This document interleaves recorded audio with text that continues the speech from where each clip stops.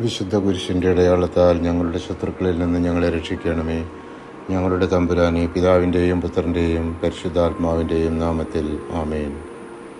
നമ്മുടെ കർത്താവായ ഈശോ മിശിഹായാണ് നിത്യരക്ഷയിലേക്കുള്ള ഏകവാതിൽ എന്ന് ഓർമ്മപ്പെടുത്തുന്ന തിരുവചന ഭാഗമാണ് വിശുദ്ധ യോഹന്നാൻ 10-ാം അധ്യായം 9-10 തിരുവചനങ്ങൾ.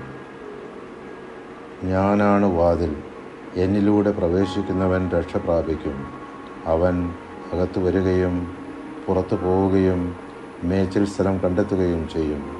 മോഷ്ടിക്കാനും കൊല്ലാനും നശിപ്പിക്കാനുമാണ് കള്ളൻ വരുന്നത്. ഞാൻ വന്നിരിക്കുന്നത് അവർക്ക് ജീവനുണ്ടാകാനും അത് സമൃദ്ധമായി ഉണ്ടാകാനുമാണ്.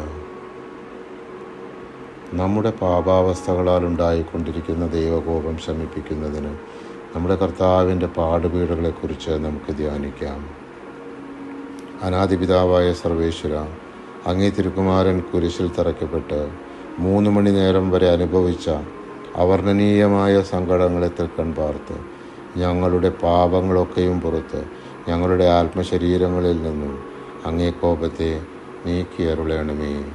ആമേൻ.